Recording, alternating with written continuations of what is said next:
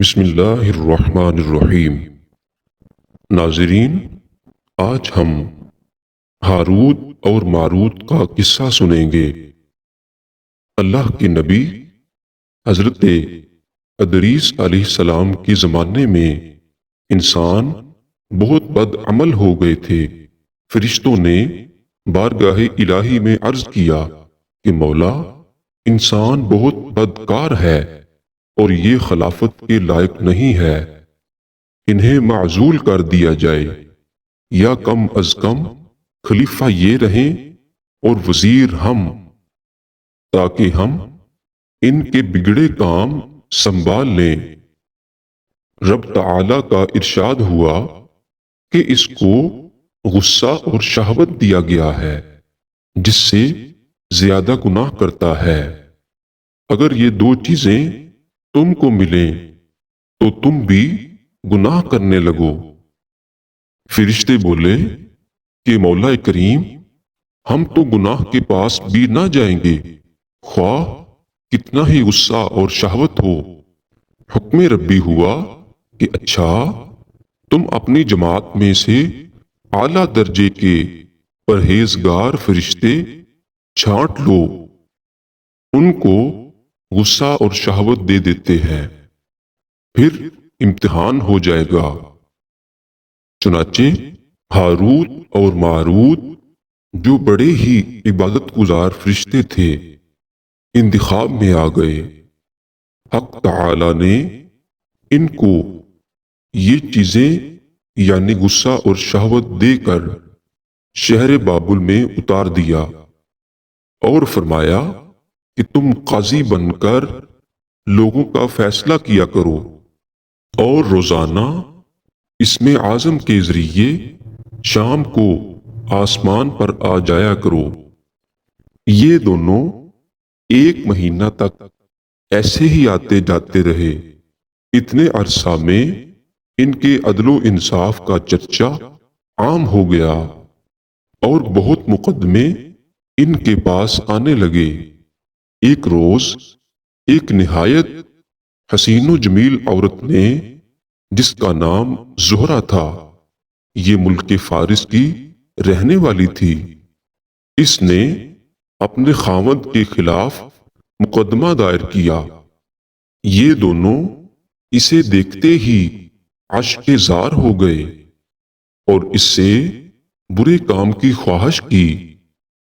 اس نے کہا، میرا دین کچھ اور ہے اور تمہارا دین کچھ اور اختلاف ہوتے ہوئے یہ نہیں ہو سکتا۔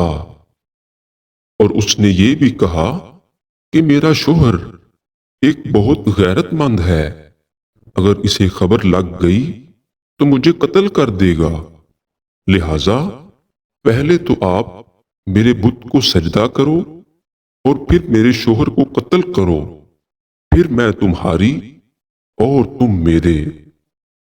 انہوں نے انکار کر دیا۔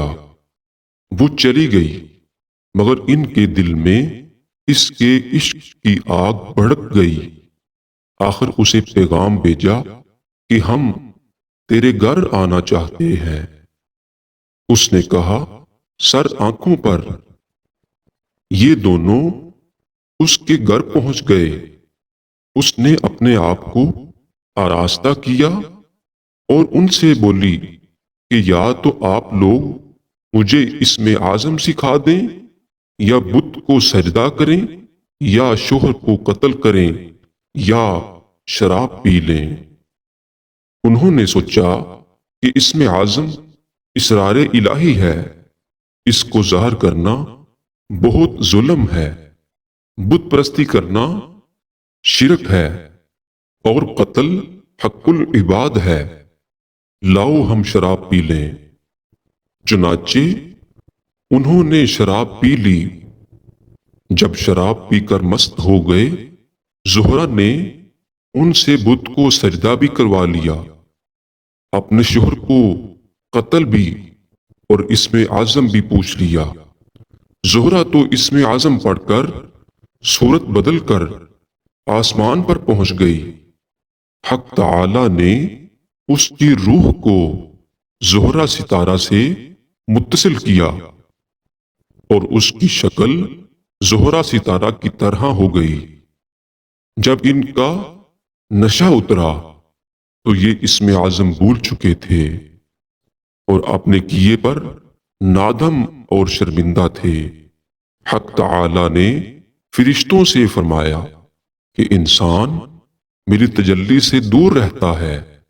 یہ دونوں شام کو حاضر بارگاہ ہوتے تھے، پھر بھی شہوت سے مغلوب ہو کر سب کچھ کر بیٹھے۔ اگر انسان سے گناہ سرزد ہوں تو کیا تعجب ہے۔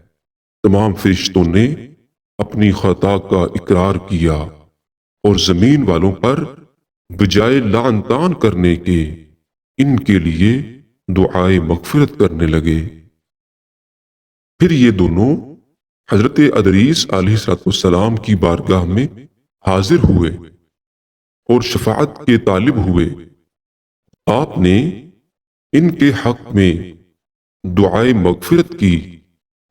بہت دن گزرنے کے بعد حکم الہی آیا کہ ان کو اختیار دیجیے کہ یہ یا تو دنیاوی عذاب قبول کر لیں یا آخرت کا۔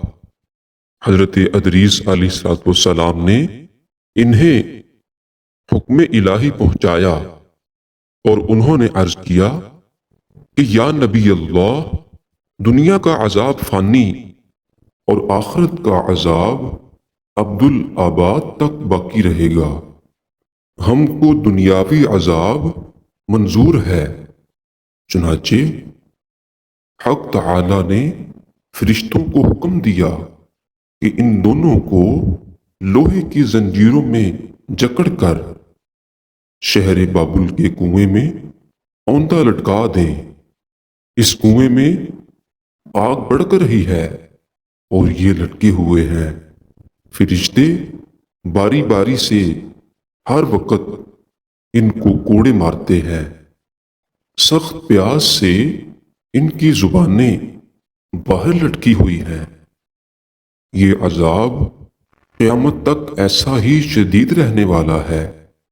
لا حول ولا قوت الا باللہ العلی العظیم۔ دوستو، آپ نے یہ واقعہ سنا۔ یہ واقعہ کس قدر عبرتناک واقعہ ہے اور اس واقعے سے ہمیں سبق حاصل کرنا چاہیے۔ اللہ تعالی ہمیں عمل کی توفیق دے۔ اگر یہ ویڈیو آپ کو اچھی لگی ہو تو پلیز لائک، شیئر، سبسکرائب کیجیے گا۔